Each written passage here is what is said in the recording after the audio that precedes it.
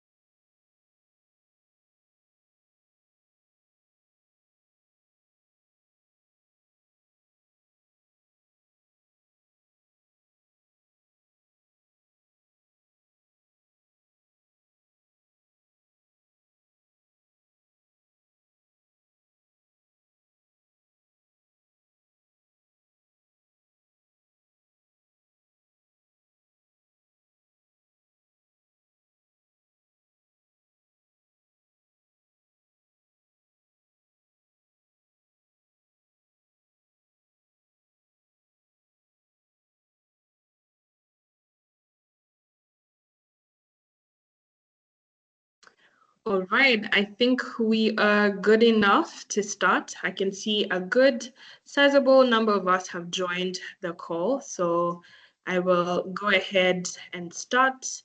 My name is Jane Achieng. I work here at TakaTaka Ni Mali as the head of ESG advisory and our technologies around ESG. I will be moderating the session today. And just to introduce, this is the Future of Waste webinar series. This is the first of its series. And the theme that we're particularly exploring is advancing regional collaboration on waste management in East Africa. We have a very rich and diverse panel sessions that we are anticipating to have, and I can't wait to dive straight into that. So to just kick us off, I will introduce our first speaker to kind of set the scene of what informed us starting this webinar. His name is Brian Kaleche. He leads partnerships and regional development here at TTNM. He has 5 years experience in the business development and project planning phase with an East Africa lens. Brian has been working behind the scenes to put this first webinar series together with the team here at TTNM. Previously, he's had engagements at EAC and EABC, and we are very glad to welcome you, Brian, to give us the opening remarks for this webinar. And again, feel free to still introduce yourself in your talks. And karibu sana, Brian. Thank you so much, Jen. Rightfully introduced. My name is Brian Kaleche. I'm leading partnerships and regional development at TakaTaka Ni Mali. And it is in this context of regional development that we are now establishing the East African Waste Management Coalition.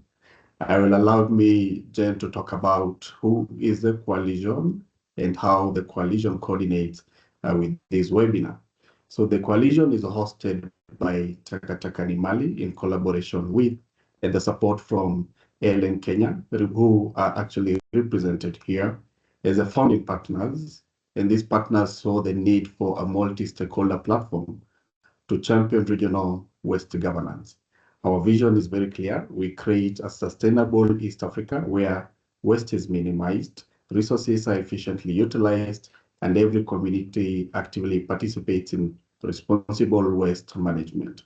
We're saying that we believe that no single actor, not even the government, not the private sector, not the civil society, can address the challenge of waste alone. And this demands, and that's why it calls for a coordinated approach, which is very inclusive and which has a regional approach. And that is what we are trying now to create under the East African Waste Management Coalition. The coalition is guided by principles of collaboration, inclusivity, transparency, innovation, and accountability. And if you put that into practice, it means that the coalition is fostering a dialogue across sectors. And to share these sectors is basically to share best practices and creating synergies that will help move faster and further together on advocating and advancing the agenda of waste management. And this means that we are ensuring that the voices of the grassroots organizations, informal waste pickers, and local innovators are heard alongside policymakers and industry leaders. And this is why we are saying that this is indeed the coalition that will define the future of waste management. So if you're asking yourself, why now? And why is it an opportune time for us to establish and lead this kind of a coalition? We're appreciating that East Africa is at crossroads, and we are saying that our population is growing, our cities are expanding, and our economies are modernizing. The volume of waste has doubled actually in the last decade, and you can see the collection rates remain low, disposable practices are often unsafe. And this is why we took work for the coalition, and that's why we are saying the coalition work is so urgent for us. We are committed to advancing regional solutions that transcend within national borders and across sectoral silos. We want to break the silos by working together under a common platform. We have harmonized policies. We are working to develop shared standards to mobilize resources at scale. And we can say we are strengthening regulatory frameworks while we also fostering innovation and investment from the private sector. We can create space for both governments. We are saying we are creating space for industries to take bold steps forward, guided by the same principles that are the pillars of the coalition. So today's webinar is the first in a series gratefully introduced that will dive deeper into these opportunities. In this inaugural session, our focus is mostly on policy trends and regional harmonization. We will hear from international experts who we have on board. We'll hear from regional policymakers who are on board. We'll hear from legal analysts. We'll hear now also from the private sector who are on board in terms of how we can align East Africa waste management policies with global best practices while advancing our unique regional realities. It is through this discussion that we aim to achieve, and these are the key goals that we aim to achieve from this webinar, three key things. One is to enhance our shared understanding of policy landscape in terms of we'll be looking at what have we been able to achieve, what remains fragmented, and where the gaps and opportunities lie. The other key objective we aim to achieve is to identify practical ways to harmonize policies and regulations. And we'll also be looking at how we can begin chanting a path for the coalition role in terms of facilitating these efforts. So this is not just a webinar, it is a launch of a sustainable regional dialogue. By the end of this series, our ambition is to translate these conversations into concrete actions, strengthening regional cooperation that can turn waste opportunity in terms of converting the waste into opportunity for our people. As I finalize, the coalition is open for membership, and this membership is open to institutions. We are looking at organizations and businesses, that is the private sector, who share this vision. We will be able to share membership application form, which will be circulated, and we warmly invite you to join the coalition as founding members for this collective effort. Together, we can pool expertise, we can mobilize for resources, and strengthen partnerships to make a lasting change.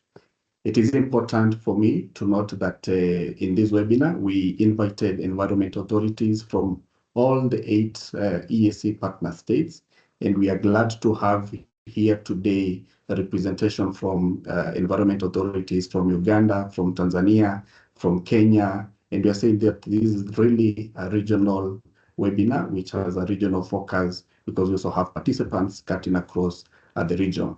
So on behalf of TakaTaka Ni Mali, as I finalize, I invite you to engage actively in today's discussion, to share your expertise and experiences, to see ourselves and see yourselves as partners in this collective mission.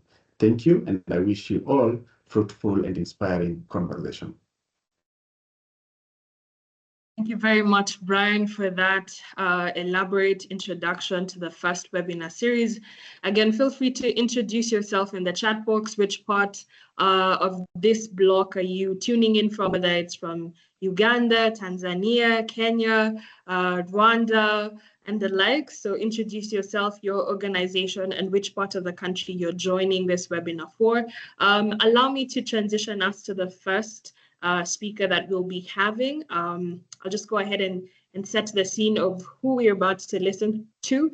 Ms. Mpendulo Gininza is a distinguished industry leader in the sustainability and environmental stewardship space. She currently sits as the head of safety, health, and environmental quality and enterprise risk management at Mintech, and serves as the chair of ISWA African Regional Chapter Advisory Board. I know I have said a mouthful, but she'll definitely be giving us more context on ISWA and the work that ISWA is doing in mobilizing waste management policy and even initiatives in Africa and by extension globally. So I'd like to welcome her. Ms. Mpendulo, please welcome to the webinar. Feel free to add more context that I have definitely left out, because I know you have quite an in-depth experience in this sector. So welcome very much. I'll hand it over to you. Thank you very much. Good afternoon, good morning, good evening, wherever you are. Thank you, Program Director, and thanks to the host of this very important webinar. And congratulations for this initiative. We wish you all the best and we'll be supporting you. Well, I am Mpendulo Gininza, as I've been introduced. I am the chair of the ISWA Africa Chapter Advisory Board.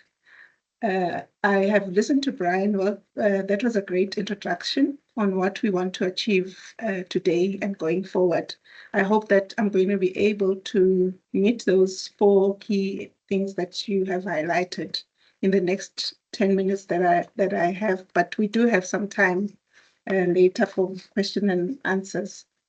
So I will start just by introducing our organization, and while I'm doing that, you should get some ideas of what we believe in and how to organize as you plan the coalition.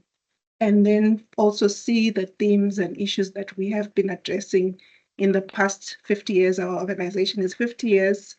And in the past 4 years, we've established a chapter in Africa so that we can have a voice and work together and learn from each other as Africans. And we're encouraging within the different African regions that collaboration as well. Let me just share my slides. Can you see them? So please confirm, Jane, if you can see the slides. I'm sorry. Yeah, I'm just waiting for them to load on my end. Okay.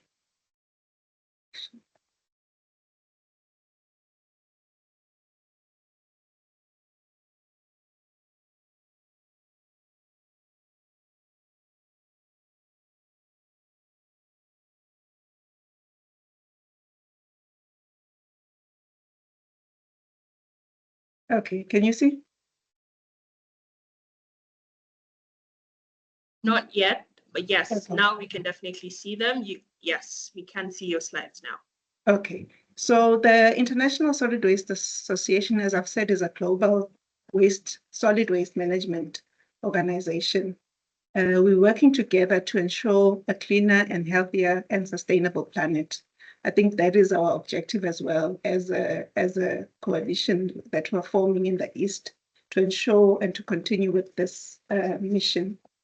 As I've mentioned, we are international in Europe, America, and in the past 4 years, we've established a chapter in Africa. And also excited to say that TakaTaka Ni Mali is an ambassador member of in ISWA.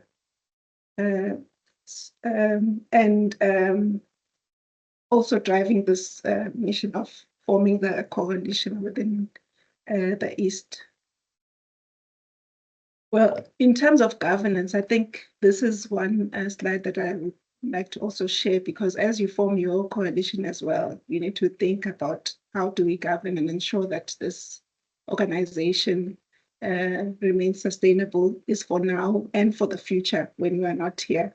Actually, yesterday I was sharing a quote at a conference that I was for, that in that the future, the current generations should be the ones, and they will be blamed in the future for not making the changes. So it's actually our time now to ensure that we build and form the firm foundations that we want for future generations.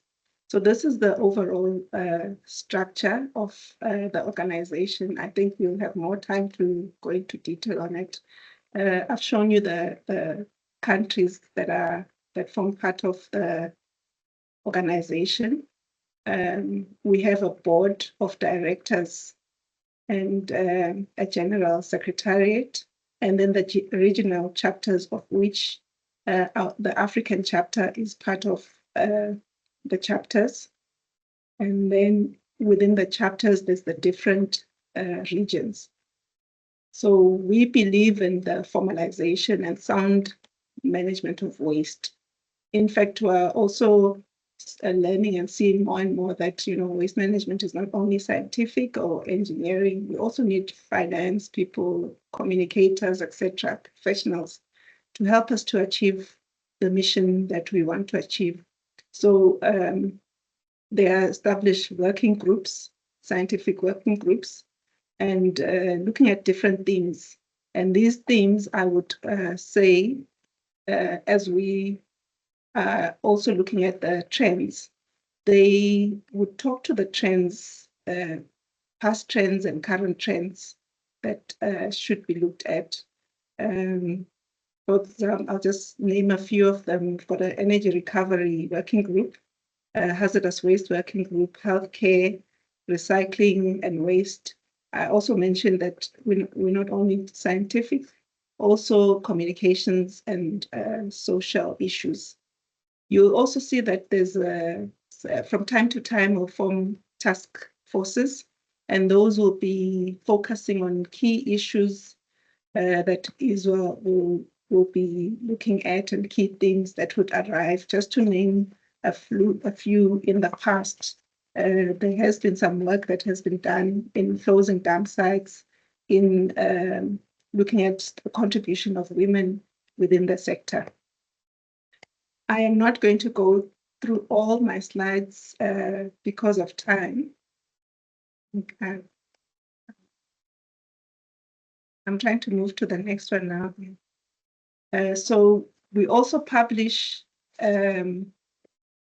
waste management and papers. We do research and publish in different journals, and we publish annual reports. You can go onto our website and see those reports and even technical papers.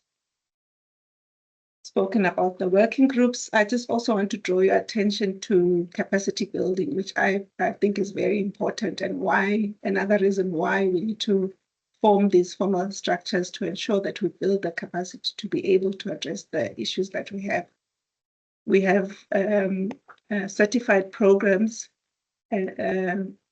technical ones, and also some others for special groups like young professional groups, and the task forces as task force programs, as I mentioned earlier.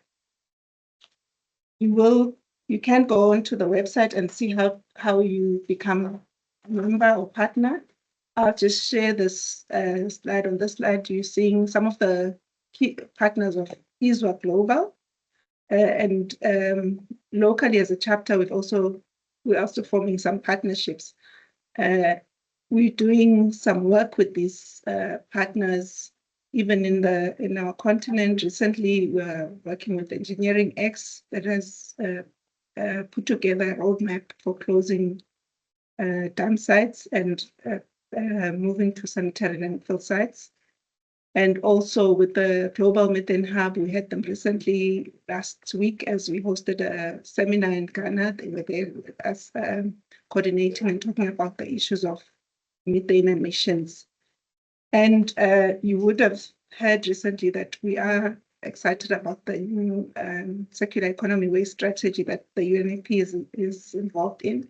We are also looking forward to working with them as a partner and implementing this within the region.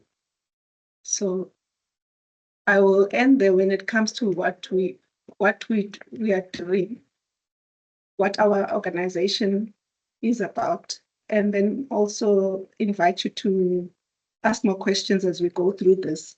I'll spend just the next 3 minutes to highlight some key conversations that have been going around in terms of waste management. ISWA has said boldly that we should be involved in the conversation of climate change. And in the past 4 years, we've participated in the COPE conversations, and also hosted areas where we can deliberate more about the issues of climate. We've presented declarations while going to COPE to say what is our stand. And I'll just share this year's declaration in terms of what are these key issues, but maybe not because of time. Let me just talk to them. The key issues that we're presenting this year to COPE 30 is that one, we should accelerate circular and climate resilient waste management systems. Secondly, we should prioritize organic waste management and methane mitigation. And lastly, we should mobilize climate finance and waste solutions.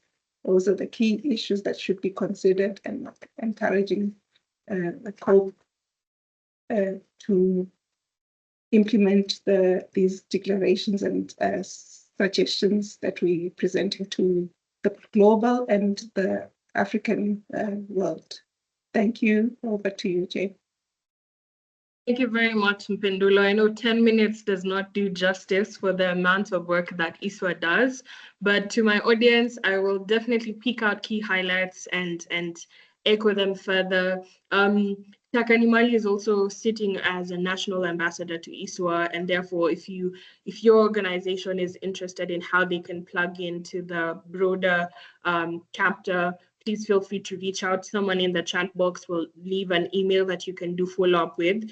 There was very interesting working groups that Mpendula talked about. You are seeing efforts of energy recovery, hazardous waste, combinations of healthcare, combinations of recycling and waste management, and climate change. And we're seeing a kind of consolidated effort to not think about waste management as an isolated affair, but as an interconnected affair. And those working groups are very critical because they publish research papers that informs, again, some of those declarations that you're seeing going to COP around circular approaches towards waste management and climate finance, which opens up the kind of impact and the kind of work that can grow into the sector. So thank you very much, Mpendula, for setting that scene. We'll be taking questions to her. If you do have questions, please drop them down in the chat box. We'll be definitely taking keen note of that on my end. So allow me to move on to our next representative. We have a representative from EAC, Mr. Simon Kiarie. Let me just give a high-level overview. He currently serves as the Director of Productive Sectors for the East African Community. He'll be briefly joining us to give us a kind of high-level policy harmonization in waste management from an East Africa point of view. So Mr. Kiarie, please feel free to introduce yourself and set the scene for us here from an EAC perspective. Welcome very much. Okay, thank you, Jane. As the moderator, Brian, participants, all protocols observed. My name is Simon Kiarie from the East African Community. Fortunately, my camera is not very clear. As indicated by Jane, currently I'm heading the Directorate of Productive Sectors, covering environment, natural resources, tourism, wildlife management, and also agriculture. Also, we used to have industry and energy in that, but they have been moved to another directorate. And for EAC, as you are aware, we have 8 partner states. We call them partner states within the region, now covering Kenya, Tanzania from Indian Ocean all the way to Atlantic, that is DRC. Somalia joined us recently with a huge population of about 330 million people. In terms of area, it's 5.4 square kilometers. And EAC as a regional economic community is one of the RECs in Africa. The others include COMESA, ECOWAS. But what we are delighted about EAC is one of the best performing RECs among the 8 which are recognized by African Union. And recently we were ranked number 2. We used to be number 1, but now we are number 2. COMESA, they have taken us. And we are doing quite well across the pillars of EAC integration. Number 1 is common market. We have customs union, we have monetary union, as well as political federation. And what we are discussing today is well anchored at the common market protocol, as well as environment, natural resources. If you look at our treaty, EAC treaty, it gives us clear mandate, especially Article 111, Article 112, and Article 113 on harmonization of environmental policies and cooperating in sustainable management of shared natural resources. So what we are discussing in this forum is really well supported by that high-level instrument. And I can say the mandate has never been more critical than today, whereby EAC is expanding with nearly 70% of the population living in rural areas, but urbanization is growing, and by 2050, we expect the urban population to triple. And if you look at cities like Nairobi, Kampala, Dar es Salaam, some of them with population of over 5 million people, for instance, Dar es Salaam, they're really struggling with pressures of rapid growth, informal settlements, and mounting waste. If you look at the EAC waste landscape, we realize about or close to 62% is organic, whereas about 25% we have plastics, paper, and glass making, about 25%. And these present enormous potential for compositing, recycling, and circular economic models. What about coverage? In terms of collection, we realize we reach about 55% when it comes to urban areas, populations. But when you go to rural areas, you find that goes very low to less than 10%, so about 9%. So that's an area of concern for EAC. And when you look at the growth of waste, between 2012 and 2016, in sub-Saharan Africa, we find waste doubled from 81 million to 174 million tons per year, and is projected to go to about 270 billion tons by 2030. Kampala alone, so its waste nearly double in 7 years, from 400,000 to 785,000 tons annually. Nairobi and Dar es Salaam are expected to see a growth of about 70% in terms of waste. And going back to the mandate that we have as EAC, we work through what we call sector councils. Each sector or major sector has a sector council. Those are the ministers responsible for that sector, who sit and discuss and give policy guidance. The ministers responsible for environment, natural resources, during their 10th meeting, that is last year, October, they give us directives. So they direct the secretariat or urge partner states to take some actions. And one action that we were given is to compile and compile experiences from the partner states, EAC partner states, on polythene control, because that was prioritized. And we find countries like Kenya, they have done quite well in that area.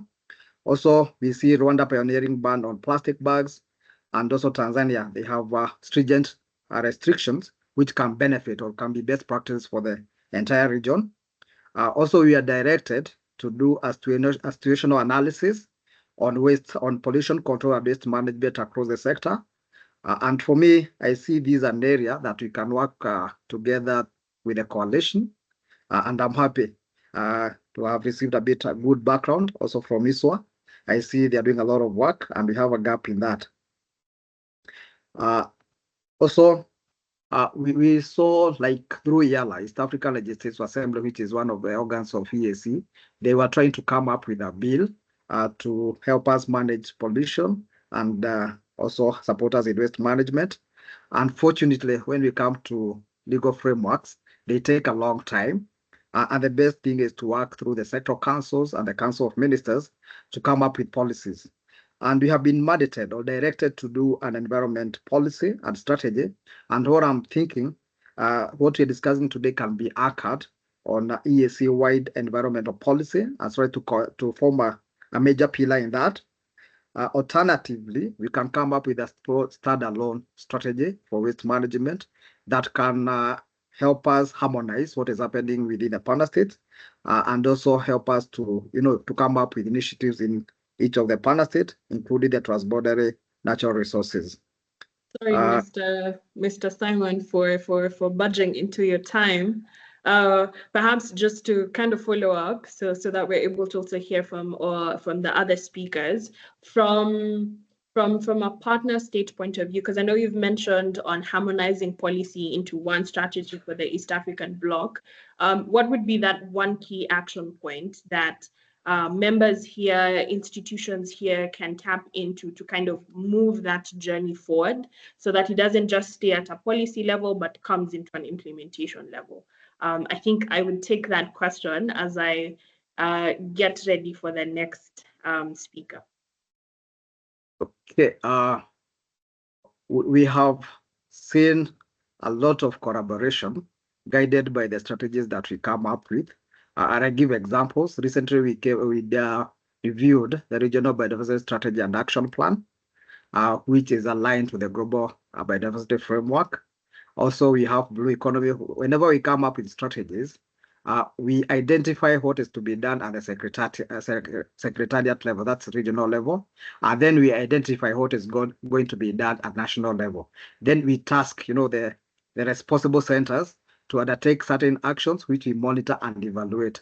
And that way, we're able to move as a block. So for me, waste management, pollution control are major items that need to go into environmental policy and strategy. Then you're able to monitor what each country is doing and be able to benchmark with each other. Again, that can galvanize the efforts that we undertake at national level and even going to global level. The speaker who was before me talked about climate change. Like now we have done a position for East Africa, and we are going to participate jointly at the global level in terms of climate change. The same should happen, guided by the strategy framework that we come up with to enable us participate at the global level in terms of waste management. Thank you very much. These were very key insights from an EAC perspective. Please feel free also to channel your questions to Mr. Simon in the chat box. He'll definitely stay on the call to answer most of them. Allow me to transition to our third speaker. Just to set the scene also, we have Mr. Adrian Raphael Njau, who is the Acting Executive Director of the East Africa Business Council. This is as of July 2024. Prior to his role, he also served as the Trade and Policy Advisor at EABC. Welcome very much, Mr. Adrian. Thank you so much for honoring the invite to our webinar. Please feel free to plug in and set the pace for harmonization when it comes from an EABC perspective. Please also let's note the time. We have time allocations to each speaker so that we're able to have each panelist address the important themes of the day. Welcome very much, Mr. Adrian.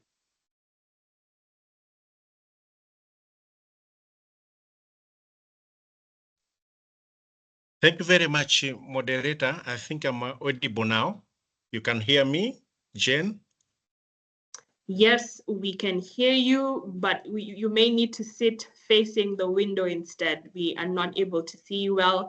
If not possible, we can just continue from there. Okay, I think there is some challenge when it's come to light. Okay, yeah, okay. That's perfectly fine. Okay. We can do with your audio. Okay, okay. Thank you very much. First of all, I would like to thank the TakaTaka Ni Mali for coming up with these initiatives. and especially actually for not only sensitizing private sector and the policymaker on the need to have a good management of waste, but also to try to form East Africa Waste Management Coalition. As you have already introduced, East Africa Business Council is a regional apex board for private sector in EAC, and our mandate actually is to champion the interest of private sector in the EAC integration process. And we have our members across all the 8 EAC partner states. I think the director, Mr. Simon, has mentioned already the EAC partner state. I'm not going to repeat. And when you look at our membership, actually directly and indirectly, we are representing more than 2,000 business across the EAC region. And we think we stand a pivot moment where West Challenge present unprecedented business opportunities. When you look some statistic, you will realize that the Africa waste management market size currently is valued at 44.41 billion in last year, and is projected to grow at a compound annual growth rate of 60.12%, and it may reach USD 59.3 billion by 2030. This growth is driven by increasing environmental awareness, government initiatives, and a shift toward green practice among the population.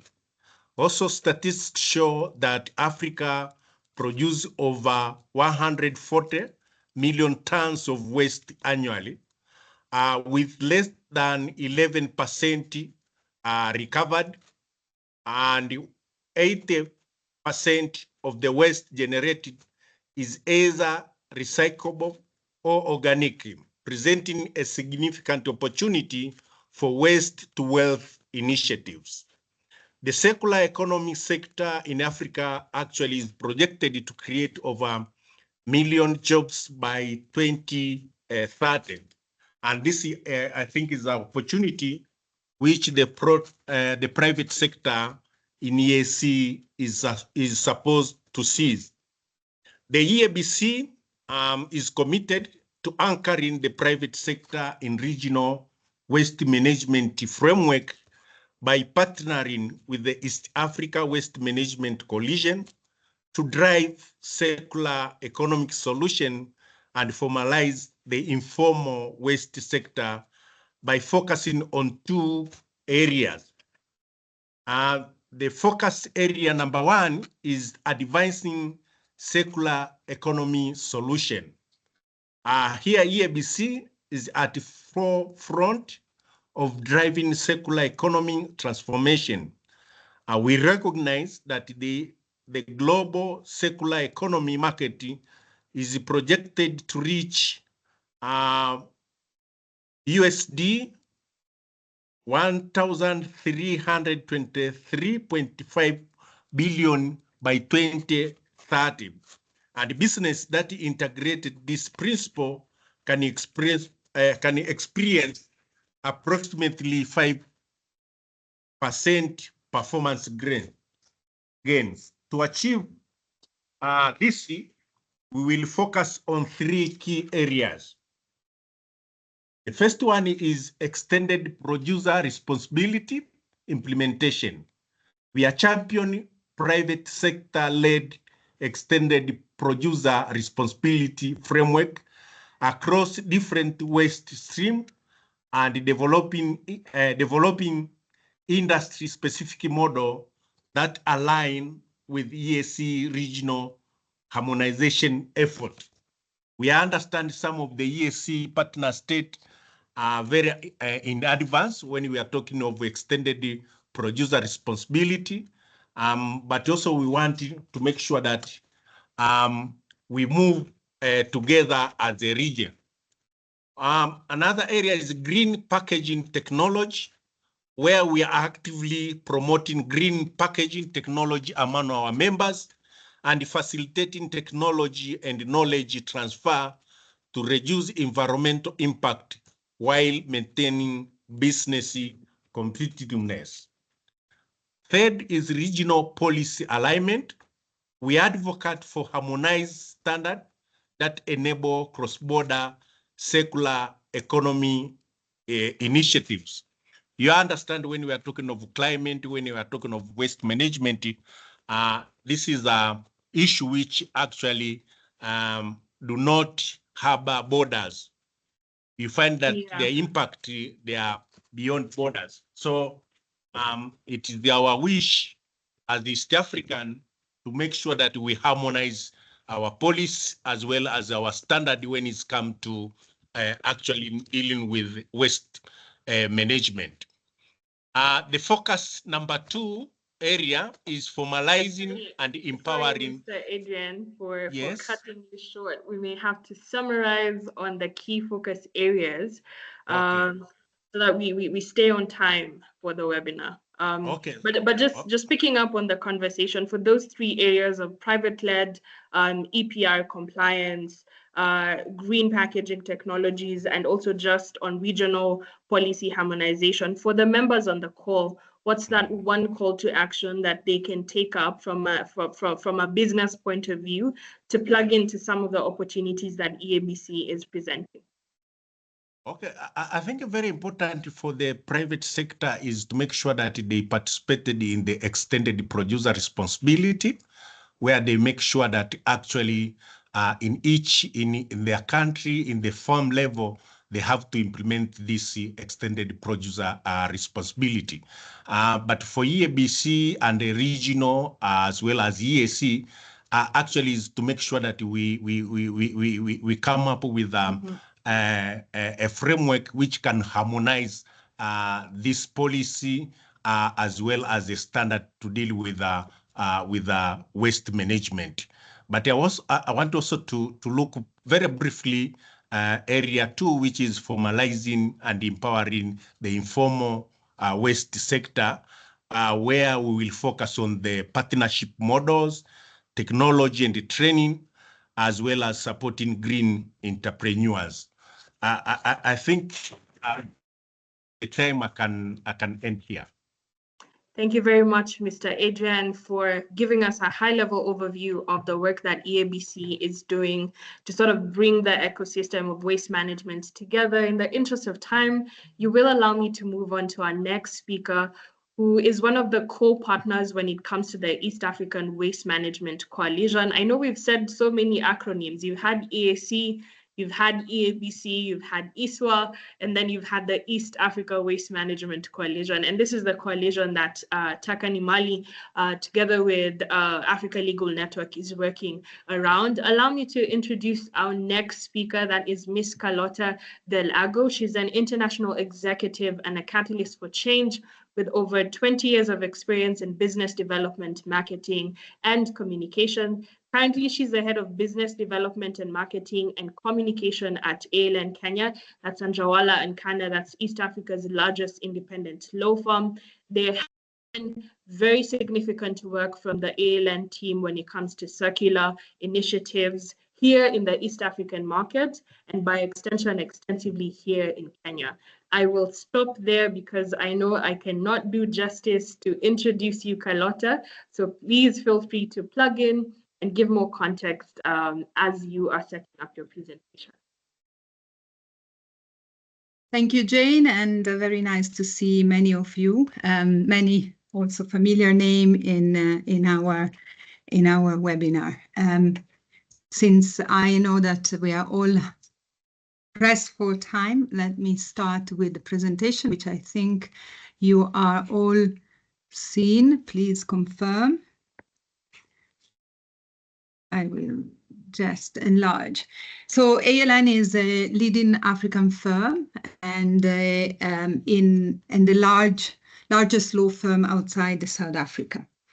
We are founding members and of the, as Jane say, of the Africa Coalition, and in 2019 we drafted a single-use plastic bill for the ban of single-use plastic. The objective was to promote the legal harmonization, not only to address plastic pollution, but to support circular industrial growth. As you can see from this slide, East Africa has made important strides, and countries in the region have been relatively responsive and proactive when it comes to national legislation on the ban of plastic. But without a shared legislative framework, enforcement remains uneven. Key challenges is that plastic products, as you for sure know, are often traded into countries with limited recovery system. National regulation alone are not enough. We need an alignment in definition, standards, incentive, and enforcement, which also create predictability for green industrial investment and circular market development.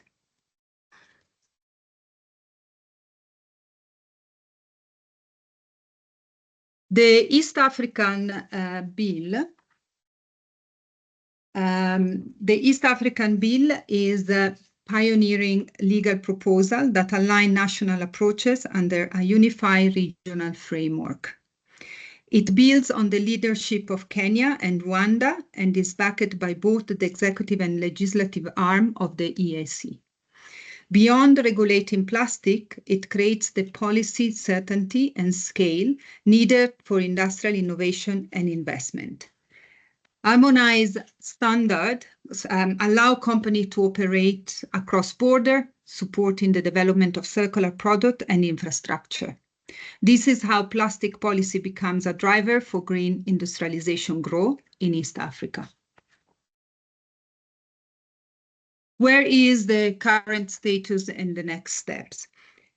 We are confident that the bill will move forward. At the moment, has been submitted by the ALA, Committee on Agriculture, Tourism and Natural Resources, and is under evaluation at the Legislative Committee level. It's designed to make it adaptable both to evolving treaty language and to replication in other African regions or developing country blocks.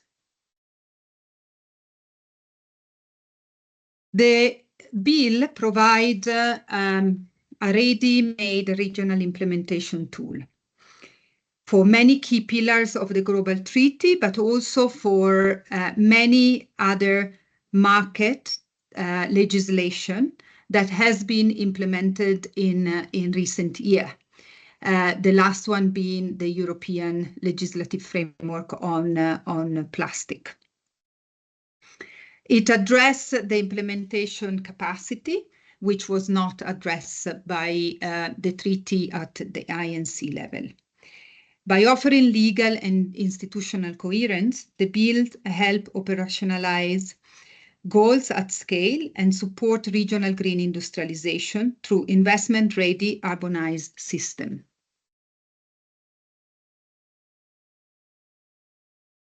The bill is comprehensive, covers clear product bans, establish enforcement mechanisms, and promote behavior change. But most importantly, introduce positive levers such as investment incentive, harmonized standard, and cross-border enforcement. These tools reduce market fragmentation and enable industrial actors to innovate and scale circular solutions across the region.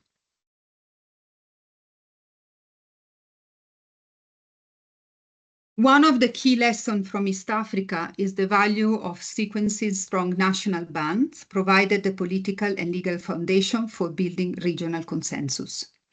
Legal harmonization through the East African Legislative Assembly is now fast-tracking the regional process. What makes our approach distinct is that it was grounded in practice and built from a bottom up. This initiative was led by us, a law firm, in close collaboration with an NGO. The Flip Floppy project originated in Lamu, Kenya. And together we have spearheaded stakeholder engagement, capacity building, and sustained advocacy across the region. We are not treating plastic regulation in isolation. We are embedding it with a broader green industrialization strategy, involving Ministry of Trade, Industry, and Finance. This integrated cross-sectoral approach offers a replicable model for other regions, aiming to align treaty implementation with circular economy transformation.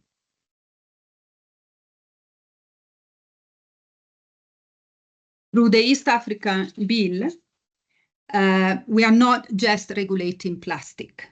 We are creating legal certainty, market scale, and trade coherence that is necessary to support circular manufacturing and green infrastructure. This is a strategic move. We are turning a pollution challenge into an opportunity for regional economic transformation. And it's a model we believe the treaty process, which we are sure in one way or the other will continue, should support and amplify.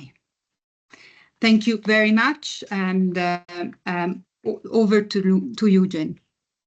Thank you so much, Carlotta, for the high-level overview of the progress that has gone into setting up the East Africa single-use plastic bill. Maybe perhaps just for member states that are on the call and are interested to know, how do we transition to the alternatives? Because I know part of the reason of going through the legislation way is to ensure that there's a market that can absorb alternatives. Just from a business perspective, for businesses or even just for member states that are thinking, how do we now start moving to alternatives? And also, how can we rally behind the bill just to ensure that member states are kind of staying on top of this impact conversation? Yeah, thank you, Jane.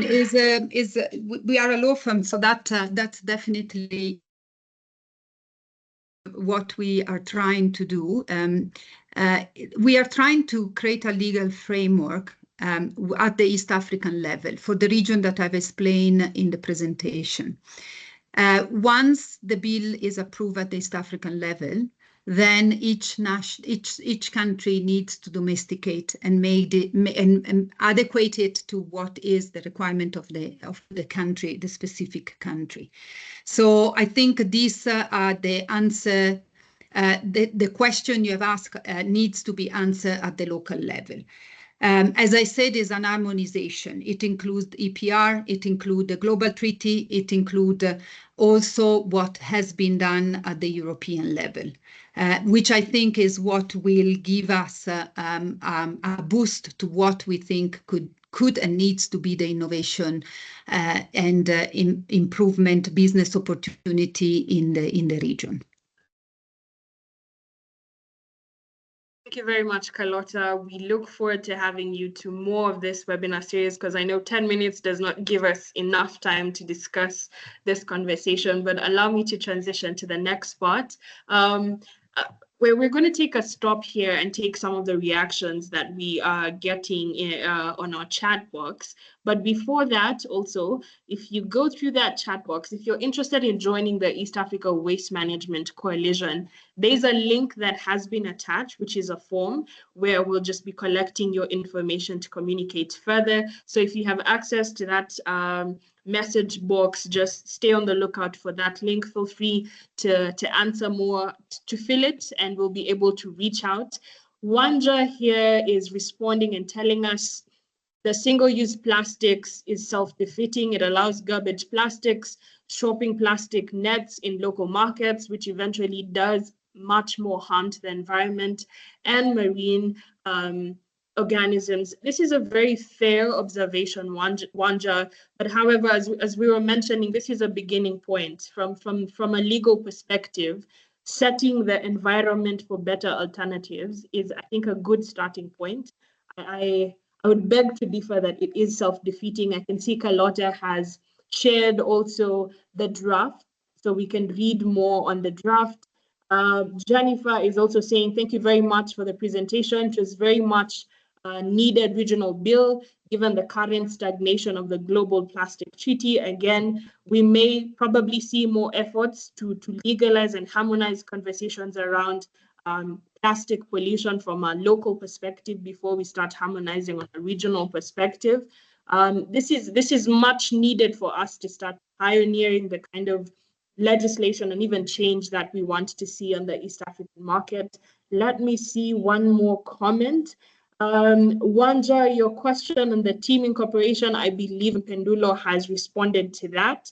There is one question that reads, with the global impacts of climate change and the recent warnings of severe rainfall from the Kenya Meteorological Department, what role can NEMA play in helping waste sector players access funding?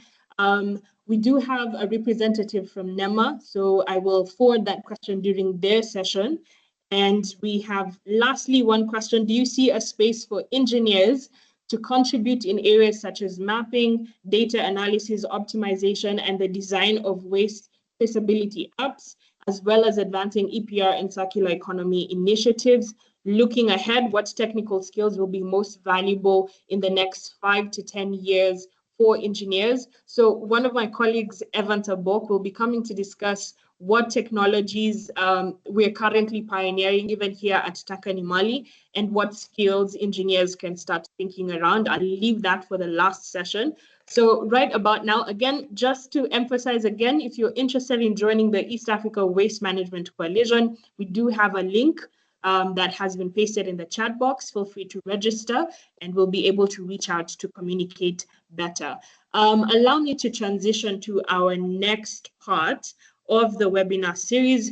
And we've had a lot from the East African community. We've had from international players. We've also had from legal network here in terms of the work that's going towards harmonization. Let us bring the regulators to the conversation. And this is the National Waste Management Policy Landscape. So for each speaker that I am highlighting, we only have 5 minutes each. So please take note of that we're not spilling over. Right about now, I want to call Mr. Dan Kiguli from Uganda, and I will just quickly do an introduction of Mr. Dan Kiguli. He is currently the Senior Environmental Inspector, Waste Management, NEMA, Uganda. He has 15 years experience in infrastructure, circular economy, energy and environment, and natural resources management, with a Master of Science and a Bachelor of Science background in civil engineering. Welcome very much, Mr. Dan Kiguli. Thank you very much for joining us today on this webinar. I will let you take the stage, and just a reminder to all our national authorities, I know we want to highlight the work that we're doing in our countries. We have around 5 minutes each. So welcome very much. Yes, thank you for the humble introduction. I hope I'm being seen and heard. Confirm that? Yes, we can see you and we can also hear you. Yeah, much appreciated. The opportunity and the work of the body which is putting us together. I want first to retaliate or inform you that the East African community is doing a lot of work to get us together. However, we do not have a one instrument for waste management, but we have a framework for regional initiatives, which helps us to draw our national legislations in line with the East Africa community guidance. And most of these are partially focusing on plastic waste and electronic waste. A number of instruments, the previous speakers have given us the insights on the East Africa bill for management of polythene material and plastic. And I note that this instrument will be very fruitful or helpful to restrict and ban polythene bags, because at the moment they're menace. By volume or by weight, they are less, but by volume and the impact is very, very big.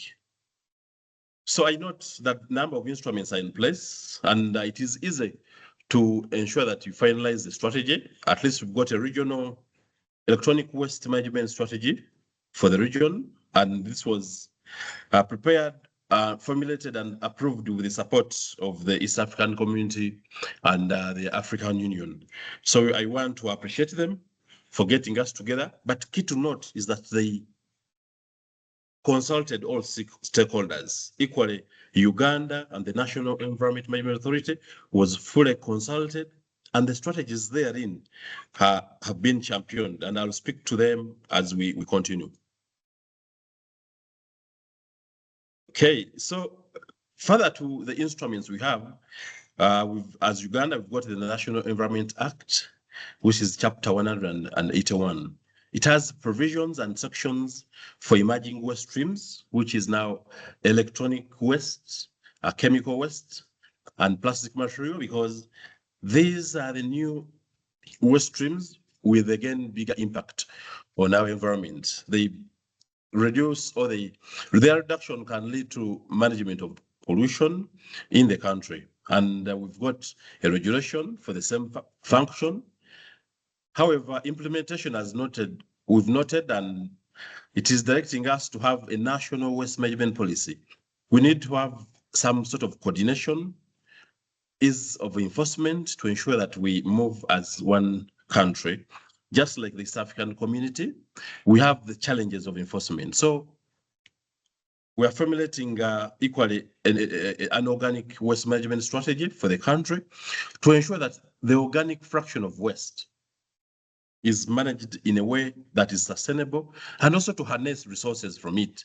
We're looking at waste to energy, waste to material recovery, like compost, and getting the soil conditioner manure. So these are the opportunities, and we think if taken at the regional level, we can harness lots of these. Colleagues, including Simon, spoke about global trends, volumes, and what each city is doing. But I want to note that open burning is a big challenge in East Africa. Engineering X, with the recommendation of AMSEN, the Africa body for the East African ministries, came together to put us as city authorities and national authorities to plan for this waste, to ensure that there's less open burning, because that's where the biggest pollution is coming in. So other challenges stem from collection and going straight to disposal without treatment. Colleagues, I want to let you know that without treatment, without understanding the waste profile we have, without source separation, we shall not go far with harnessing resources from this material. We need to have data. We need to have data so that we know the material we are working with, its profile, the characteristics or the components. Then design systems for transporting these streams to where they can be repurposed, reused, and recycled. We need to design or get factors for various managements, because as we speak now, we don't know the decomposition factors for each of those streams, or we are using obsolete factors, obsolete values, things we used earlier. So again, I want to speak to the extended producer responsibility and having expanded producer organizations, again, stemming from the strategy for the East African community. Uganda has started piloting this.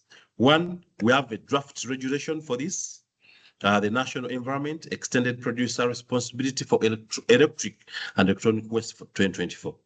We are consulting stakeholders to ensure that everyone feeds into this, so that we are in position to have an inventory.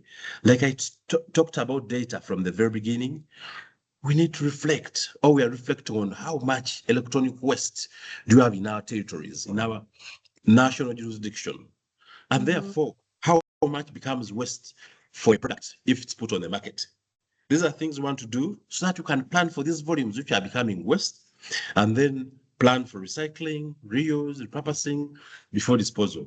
And as a country, we've come up with a pilot program with the Minister of ICT, Minister of Information Communication Technology, and the Uganda Communications Commission. So we've selected 2 waste handlers who are going to work with the communities to ensure that there's pullback or there's material can always come from the communities, because we know electronic waste has gotten lots of connotations, one of them being that we do not want to let it go. Every one of us has got a smartphone, a BlackBerry, those series of 2000, but in case the screen is damaged, we do not want to let go. We have that attachment. So this is where pollution comes from. You don't know what you're holding. That phone may be discharging harmful material. That's the information I have for you. Again, we're going to use technology to disseminate or to make sure that we track these electronics back to the entities, the extended produce organization. Digital innovation is the way to go, and also having robust data systems for us so that we can, again, trace. However, this cannot be done if you're not adding value to the product. So we've got to involve government and the private sector for or green bonds for this electronic waste. I note that I have 5 minutes, but I want to stop there, and I'll get more feedback from the team. Thank you. Thank you very much, Dan. I know it's a very short time frame. We're definitely also taking more feedback on making these sessions extensive. But as a beginner, it's good to set the pace for each country. So thank you for the initiatives that are happening in Uganda. We're seeing EPR is happening for electronic waste. In Uganda, BlackBerry was definitely a highlight back in the day. So thank you very much for that. Allow me to move on to the next National Environmental Authority, and Mr. Boniface Kiaruzi will be taking us through the work that is happening in Tanzania. So Mr. Boniface, thank you very much. He currently sits as the Environmental Management Officer at National Environmental Management Council, that's in Tanzania. Welcome very much. Feel free to give us the context in the next 5 minutes of what is happening in Tanzania. Oh, thank you so much, Jane. And as I've been introduced, my name is Bonnie, and I'll be sharing some insights of the waste management practices in Tanzania. The former speakers have spoken a lot, and we have a lot of similarities in the East African region. So the trend is almost the same. I'll try to be as brief as I can. That solid waste management in Tanzania is linear and involves the storage, collection, transportation, and disposal as in many of the regions in Tanzania. This is one of the challenges. Apologies, Bonnie. We have a poll that has been launched. This should have been an end of session poll. I don't know who is launching the poll. So please, if you have launched the poll, just switch off the poll. Thank you very much. You can continue, Bonnie. All right. Thank you. We have a number of challenges. One of them is emerging electronic and electrical wastes, but over-reliance to the sanitary landfills and ignoring some of the opportunities which are, coming forth. We have a number of opportunities here on solid waste management, including emission reduction funding, which is, offered through various donors. We have regulations, solid waste management. We have Environmental Management Act, which is the principal act governing all the issues to do with the environment, but as well we have solid waste management regulation. To do with that, we have a number of regulations to do with electronic and electrical waste, as well as we have banned use of the plastic bags. We have not yet incorporated extended producer responsibility into an act. However, we have Confederation of Tanzanian Industries, which are promoting EPR. We have the success stories where the ice cream cups, which are using the plastic ones, have been banned, and some companies will do produce the ice creams. paid to their LGAs, local government authorities, for cleaning up the litter waste, which are connected to the plastics from the ice cream production. As well as we have tried much as we could, harmonizing the gaps in policies, and we are still in progress to make sure that the UPR is incorporated into solid waste management regulation, so that everyone can, become responsible to whatever they are trying to do. Recently, not very recent though, but we have updated, reviewed and updated our national environmental policy to ensure that we incorporate issues to do with electrical and the regulatory, and the electronic waste. We have challenges in the regulations, especially to do with the people's attitude. You can see some of the people do litter deliberately, and they think they can go without being punished. So we are trying now to implement some enforcement so that we can regulate all these litter management. As well, we have tried to embrace some of our circular economy approaches. In Dar es Salaam, we have a Mabwe Pande compost plant. As one of the speakers, formally said, that we generate almost above 60% of the organic waste, which is taken to Mabwe Pande compost plant, which has the capacity of processing 50 tons of organic waste. And that one, from which we producing a lot of compost, which is being sold across the regions of Tanzania. As well, a number of people have been embarked on plastic waste recycling, and we have a good number of waste pickers going around who are not formalized yet.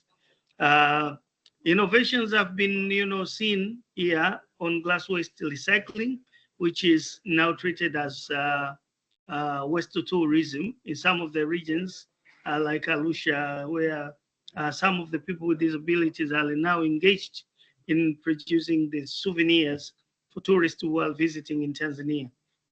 They produce glass waste, glass of wines, some plates, and other items. Emerging trend, we have indeed, we have some innovations, and the digital transformation has, been starting to happen. So we have some people who are doing this waste management on digital style, and you can have even these trucks of waste collectors can be traced all along their ways. But however, I say the innovation is still low, and we still have to pull up to get into a pace of data systems. We have financial opportunities, and even the CRDB Bank has been offering the loans to those who are ready to get engaged into solid waste management, and even in all other plastic and solid waste issues. At the moment, we see the circular economy approach is the mere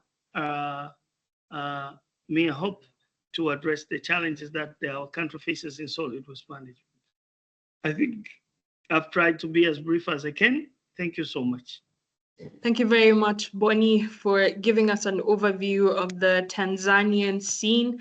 I think an emerging trend across Uganda and Tanzania so far has been traceability and the digital innovation that's happening across traceability in those areas. One of my colleagues, Evans, will talk about the traceability innovation we have here at TakaTaka Ni Mali. But let me move on to the next speaker, because I know we have around 15 minutes left on the webinar to set the scene for the final country here. So let me invite Mr. John Mumbo. So I'll just quickly invite Mr. John Mumbo to close the scene.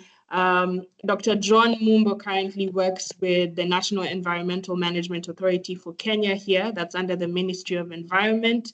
And currently serves as the acting deputy director for the Directorate of Environmental Compliance. That's on pollution control and chemicals management. He has extensive experience in development of policy, research, and regulation guidelines in the chemical and waste management space.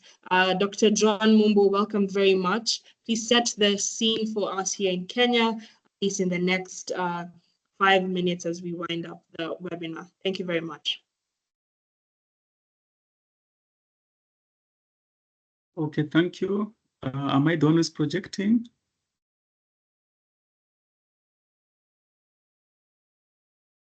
Ideally, yes. The presentation should be projected on your end, but if it will eat into your time, yes, then that's fine. See? Yes, I can see your presentation.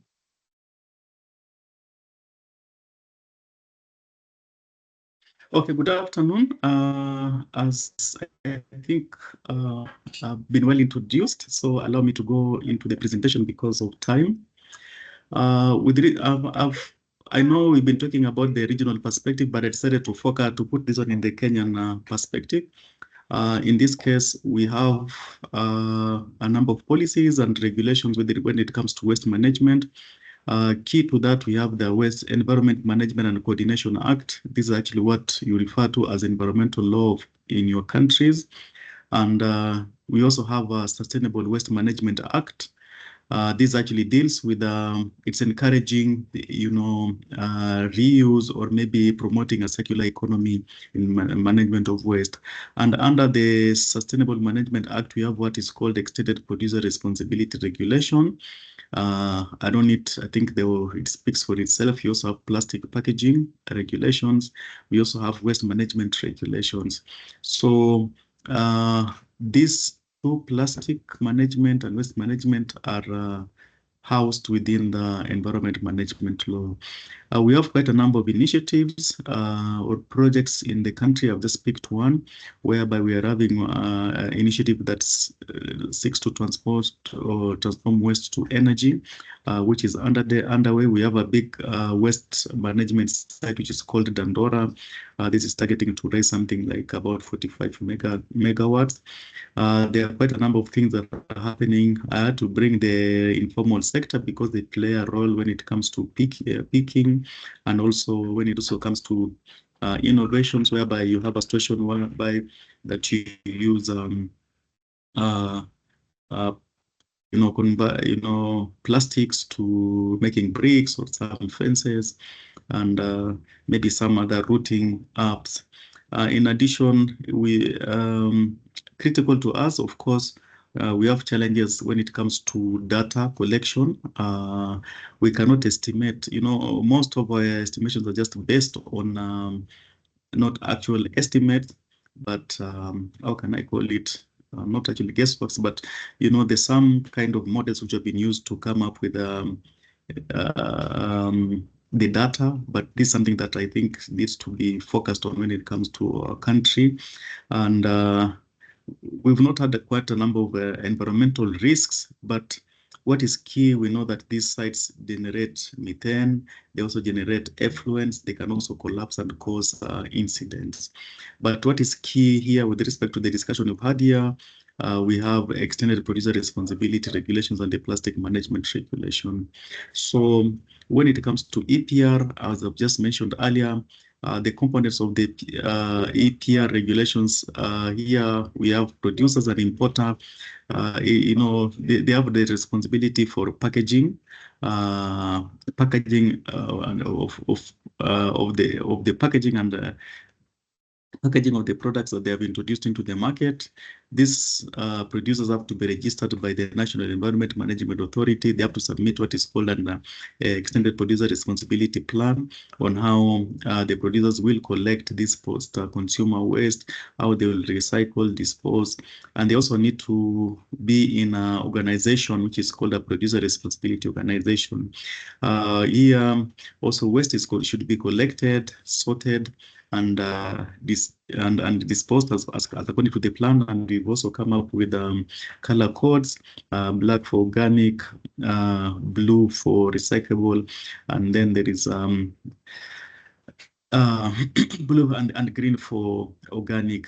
In addition, now we also have a vision 2030, which has got one of the pillars, that's an environmental and the social pillar, which has the environmental sector that takes care of waste management. We have examples of the EPR schemes. We have Pack Pro, that is packaging, that deals with the packaging, and also HAPRO that deals with the management of hazards. These are actually examples of producer responsibility organization. About the single-use plastics, we had a number quite of initiatives. We started with the plastic levy on carrier bags. That was 2007, but it was not successful. This levy was to discourage the use of plastics, which was followed by a gazette notice, followed by a total ban, which was quite effective. And then there was it also triggered also a ban on single-use plastics in the tourism parks. And then this brought in the development of the Sustainable Waste Management Act. Now we are looking at how to look at the management of this waste as a whole, not only just plastics alone. And then the regulations which followed last year, together with the plastic management. The implementation of the challenge that we are having at the moment is that you find we have quite a number of entry from borders into Kenya where the ban has not been effected. We have businessmen who are hiding or stashing these in food products, and they are finding themselves back into the market. And we have a lot of challenges, especially with the extended producer, the manufacturers of plastics, who are really taking our law to court. But those are some of the issues that we are going to deal. And then there's other initiatives that are coming up. We are looking at encouraging biodegradable plastics and also using the woven bags. With respect to the emerging trends, I can say what is unique to, or what I can say that's happening to Kenya, that's waste to value.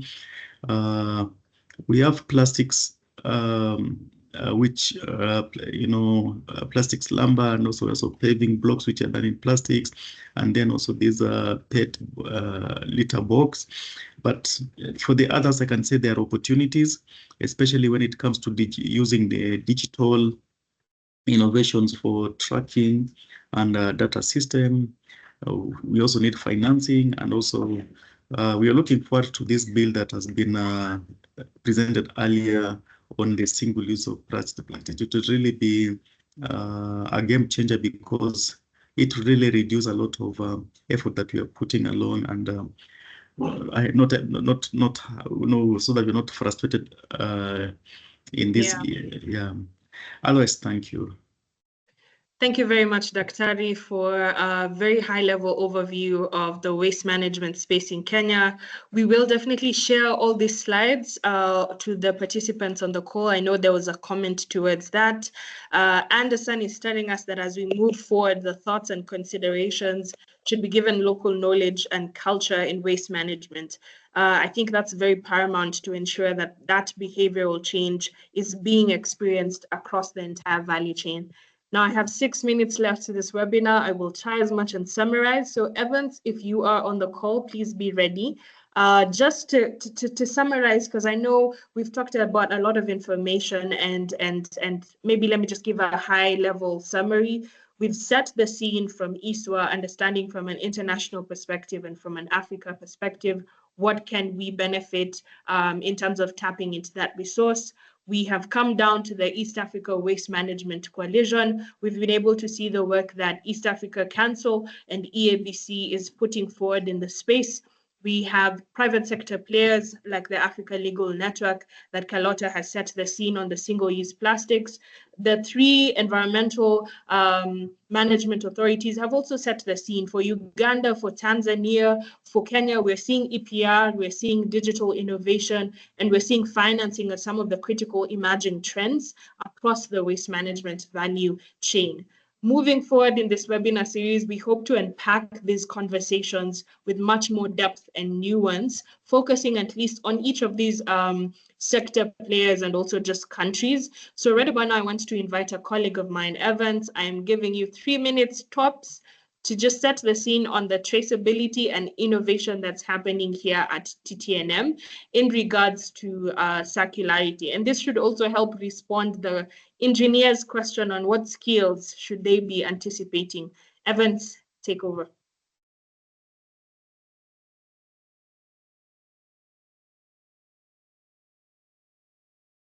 Well, thank you so much, Jane. I'll try and do 3 minutes. Now, when you talk about data and digital technology, if you've been keen throughout the I think you're sharing your screen, so you could just talk into it because we have very limited time. We will not be able to share slides. Sure. So when you talk about data and digital technologies, if you've been keen throughout the entire discussion, you realize that each of the speakers was making reference to statistics. But we must also appreciate that they were also mentioning, estimates. So not the actual data, which then, shows the kind of challenge that we are having in terms of traceability and waste data, aggregation and reporting. Now, cognizant of this problem, I don't want to go into details, but if you've also been following, global plastic treaty negotiations, you realize that it recently collapsed. And one of the reasons that was highlighted was that there was no agreement in terms of, data, in terms of capping plastic production and actually tracing where that plastic ends up. And that was alongside pushbacks from, petrochemical producers that didn't want to see this cap placed on their businesses or on their production. Now, then it leaves us with, options such as, amplifying local and regional efforts. For example, what LN Kenya is championing through the single-use plastic bill. But then we need to have accurate data to make sure that our efforts are targeted and, we can rely on this data to make informed decisions around, infrastructure investment, around compliance monitoring, around incentivizing the waste management ecosystem. And as TakaTaka Ni Mali, this is what underpins our two solutions that we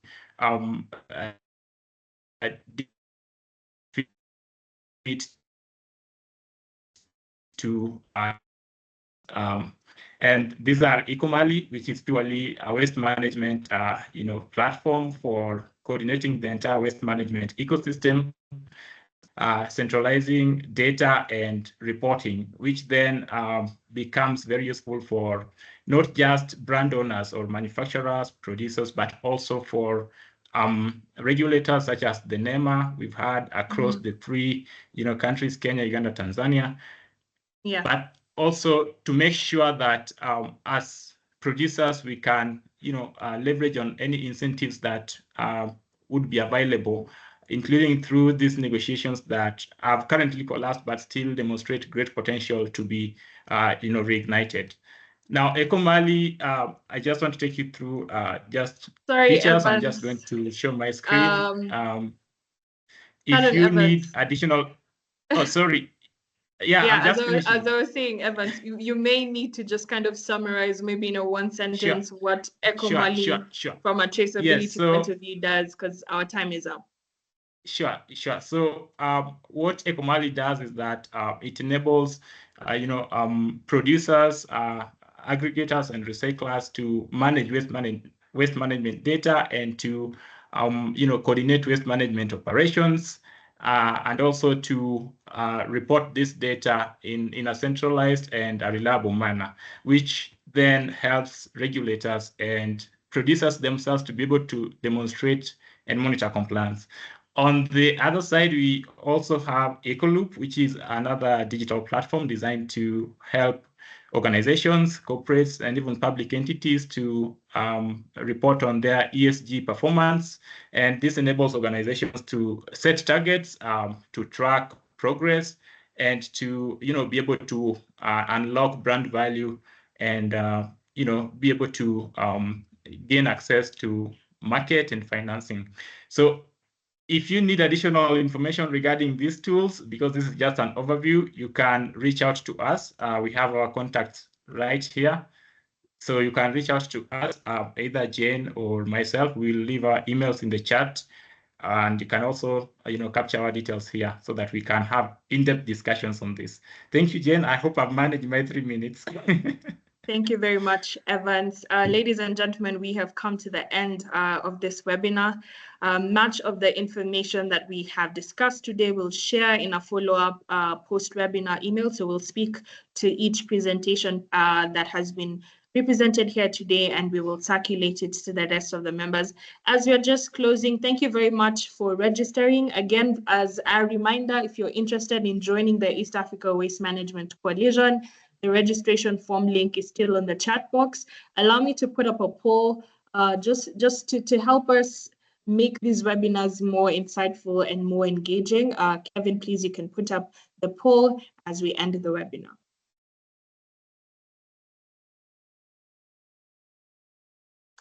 What do you see as the biggest barriers for SMEs in meeting waste management compliance standards? I know we've discussed a couple, so I'm going to give us a few seconds to pick what we see as the biggest barriers for SMEs when it comes to meeting these waste management compliance standards. Is it compliance cost, limited technical knowledge? Is it a lack of harmonized regulations, limited access to financing, weak enforcement incentives? Let's interact on the screen. If you're not able to respond through that, you can drop a comment also in the chat box. So let's respond to that. I can see a good number of us are responding. Let's respond. What do we think is the biggest barrier for SMEs in meeting waste management solutions?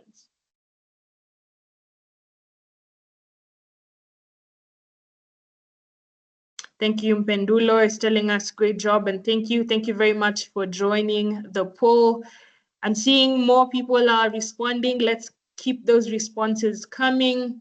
Wanja is asking us what happened to color-coded waste bins in urban areas and homes in Kenya. Nama is probably going to tell us how far they are with enforcement in our future webinars, sadly not today. Yogurt plastic containers should also be addressed in Kenya. I absolutely agree with those sentiments, Wanja. I'll give a few more seconds to get more responses to this question. I will take 2 more and then I will close the poll. We can close the poll. Kevin, we only have 2 questions, no further questions in this. Boniface, thank you very much for your sentiments. Very good organization, TakaTaka Ni Mali. If we could close the poll, Kevin. Let's have the next one. This is the last one, and then we can call it a day.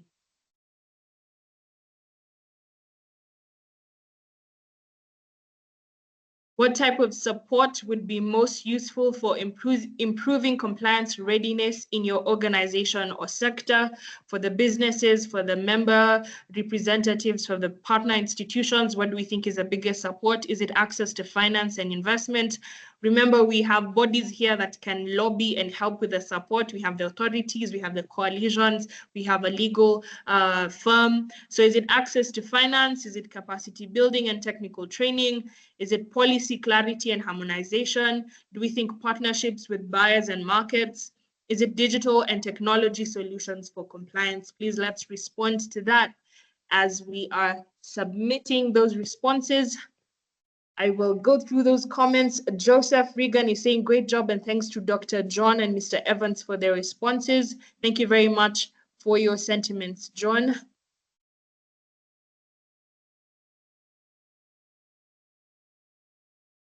I'm seeing a good number of us are responding.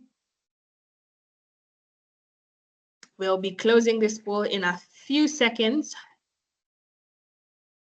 What do you think is the biggest support that will be useful for improving compliance readiness in your organization?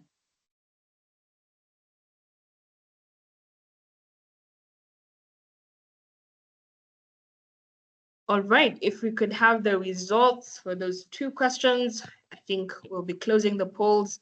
Just to summarize the webinar.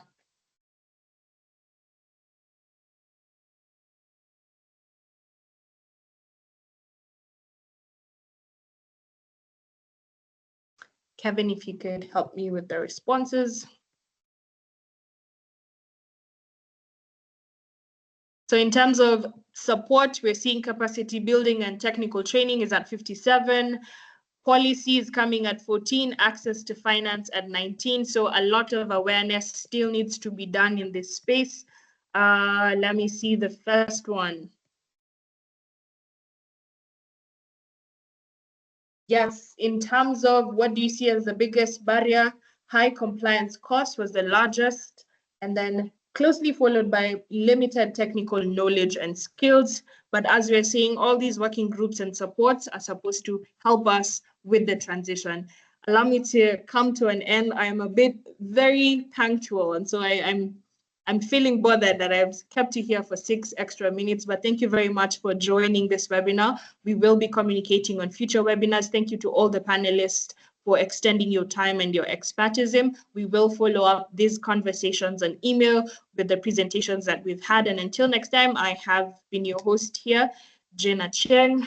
It's Kwaheri from us.